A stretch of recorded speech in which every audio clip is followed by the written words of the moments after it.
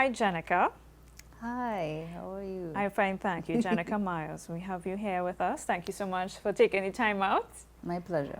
to come and share with us your language learning history. So, I heard that you speak French and you speak Spanish and, of course, Creole. A splattering of Creole, but yeah, essentially French and Spanish. Those are my pet subjects back in school, and they're still with me. They're still very much a part of my life, and that's my passion today. Well, that's what I want to ask you now. Tell me how you got into languages, because you use it in your professional life, yes? Yes, I do, thankfully. Is it that you decided back in school, was that your first exposure to foreign languages and you just decided to stick with it? Well, let's put it to you this way. That's the only thing I was good at. I think my high school teachers, those who taught sciences and so forth, would remember me for really being not good at all. However, from very early, I had a passion for languages. Kudos to Mr. Carrington and Mrs. Gosine, my French teachers back in high school, who really nurtured that love for languages. So, from my very first encounter in Form 1, because I wasn't exposed to languages before that, Right. I just took a natural liking to it, and I did it for CXC, A-levels, into university, and languages are really what have opened doors for me career-wise. So, well, let's talk a little bit about that. Let's talk about work. What has work been like? So you studied the languages. I studied French, Spanish, and well, of course, A-levels here, it's GP.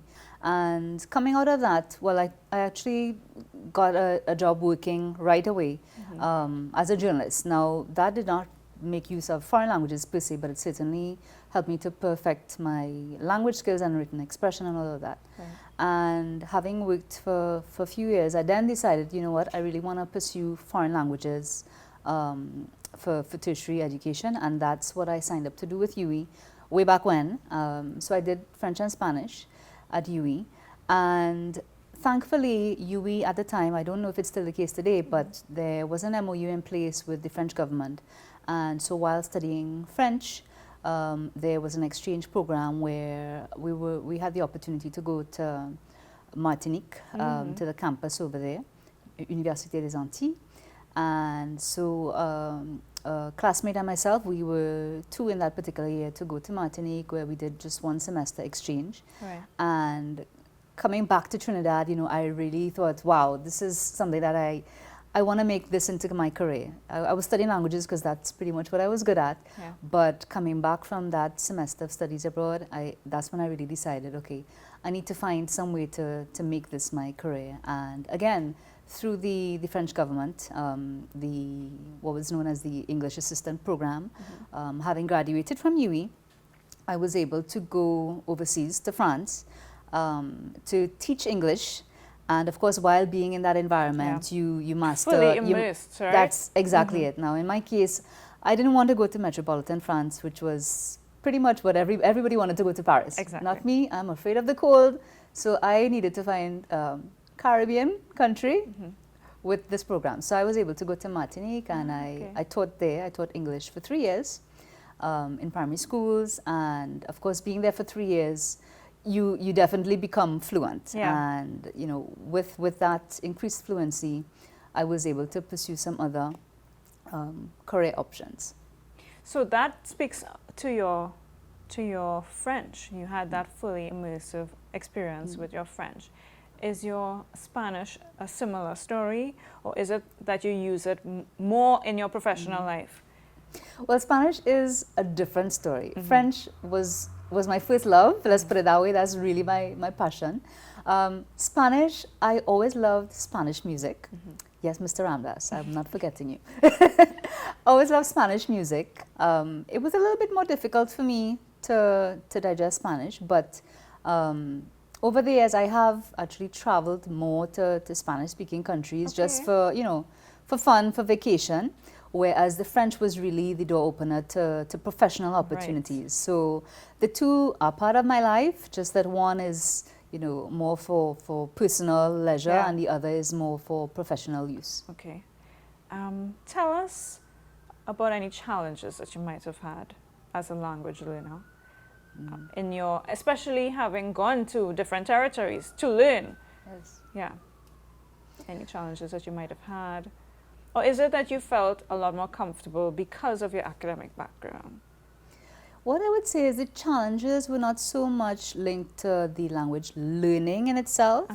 Again, coming back to high school and university, I think I had a really solid foundation with the teachers who I had at the time. They really laid a solid foundation so that once I was able to launch out and travel and actually use the languages in practical situations, I mean for life, that was not necessarily the challenge.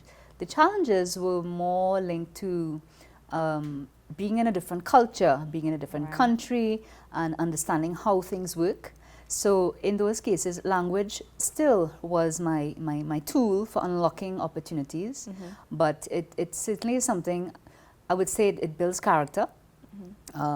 Whenever I see challenges, I take it as, okay, this is just something that is going to help me build my character, it's going to help me acquire a new skill, and that's how I view challenges. So I wouldn't say the challenge was linked to the language itself.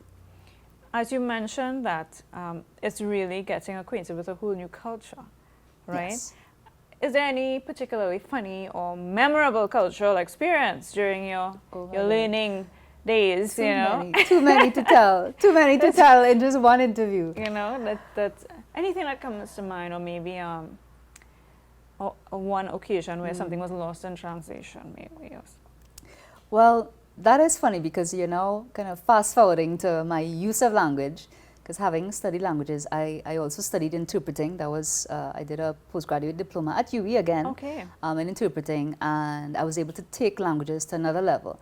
And I did have a moment of sort of being lost in translation.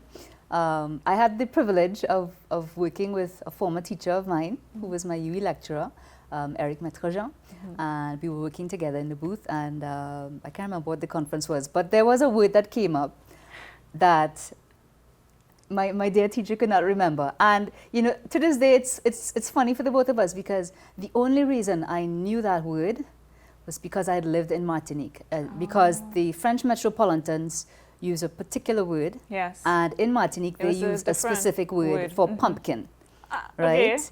I can't even remember it right now, but I was able to come to the rescue of my dear teacher in the booth, just because I had been to the market in Martinique and I knew how to say pumpkin. I think it's Joromo.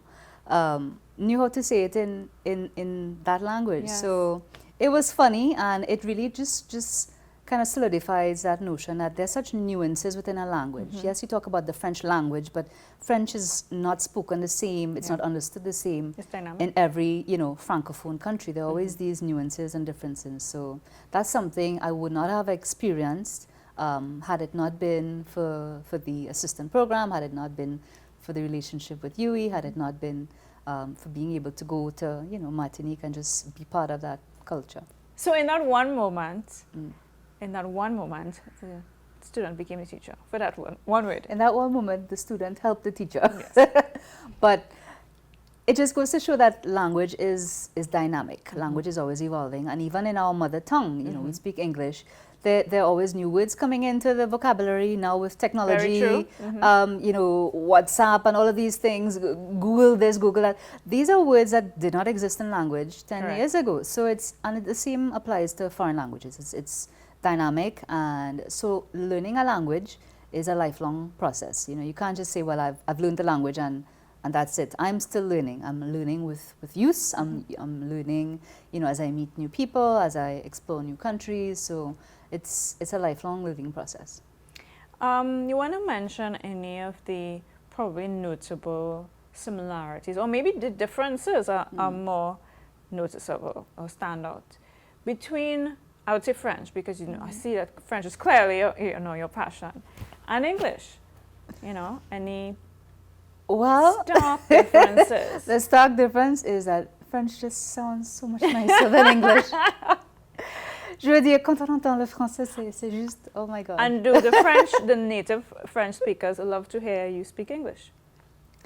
Which of course you will do with a Trinbagonian accent. That has been part of my learning process, because initially when I just landed in Martinique, people are always impressed with with my French, and you know they would ask, but you know, how do you learn to speak French with that accent? Yes. And I would be like, what accent? You know, and of course I have a Caribbean accent, Yes. so even my French doesn't sound like metropolitan French. It sounded much nearer to their own Creolophone speaking French than French metropolitan. So it was always, you know, a joke about my accent. But then again, having spent so much time living there, eventually my accent just, you know, accommodated. I mean, there are linguistic theories about this.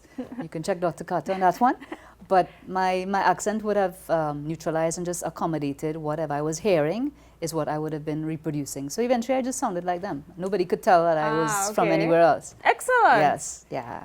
You Good know, camouflage. And I would love to ask you, because so many students are watching, and they are at that point where they probably need to make decisions. A lot of young people are not interested in learning foreign languages because they don't think they will use it. They say, you know, I don't plan to take up a career where I will need a foreign language. And what advice do you have to students, to potential students, or students who may have the opportunity to pick up one or more foreign languages? Well, I would give the exact advice that I got, thankfully, and you know, I'm so grateful to the teachers that I had. I think they were really a special breed back then, a hybrid breed. But the advice they gave me and that I would give is really just follow your heart and do what you're passionate about. Because in the end, if you love what you do and you end up doing what you love, you really don't notice that you're working. And that has always been my privilege. In everything that I've done, and I've gone from journalism to public relations to communications to interpreting. I've done so many things in my career that I never planned. It's not to say I sat down and said, well, this is where I want to be, or this is the course I'm going to chart. I never did that. What I always have done is made consistent choices to do the thing that I love. If something makes me happy, I'm going to do that. When I have choices to make between this and that, I'm going to choose the thing that I know I'm going to enjoy, that I'm going to be great at, that I'm going to have fun doing, that I'm going to be able to, you know, meet interesting people, learn things. Those are the choices that I have made consistently, and that's what I would encourage young students to do. Really just follow your heart, and when you follow your heart, you excel at whatever it is you choose to do. And when you excel, there's no competition. Nobody's going to be better at you in what you do because you absolutely love what you're doing. And I have that privilege even up to today. So it's sound advice because I've been testing it for more than 20 years now. And it has not failed me. Excellent. Well, thank you, Gennike. I think those watching won't know, but we have been chatting a little bit earlier about... I was just about to ask you. Don't preempt me. You know, that's one of the I will things. be taking you with me when we go back to get some more of these lovely items. Ricky Boram and Delia Alain at the shop in Normandy. So for those of you who are wondering about my fantastic I absolutely outfits. love the, in French we say combinaison. So I love the well, may I have a compliment? May I have a compliment in French, please? May I please have a compliment in French? Tu es ravissante. Oh. Ravissante. Vraiment. Merci. J'adore. Thank you so much, Gennike. Thank you. It's been a pleasure.